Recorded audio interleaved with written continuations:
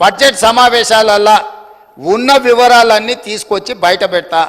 కాబట్టి నేను వారికి చేసే సూచన ఒక్కటే, మీరు ఏం చేసిండ్రో చూసినాకనే ప్రజలు ఒక తీర్పు ఇచ్చిండ్రు. ఆ తీర్పు ద్వారైనా మీకు జ్ఞానోదయం కలుగుద్దని ప్రజలు భావించరు.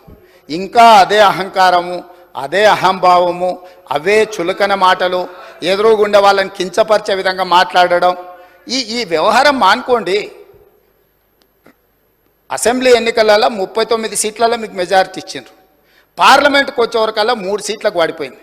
ఇప్పటి వరకు ఊకదంపుడు ఉపన్యాసాలు మాట్లాడిన ఆయన శాసనసభలో కూడా ఆయనకు మెజారిటీ రాలే అధ్యక్ష. ఆ ఓట్లు ఎక్కడ బదిలీ అయినాయని నేను అడుగుతున్నా.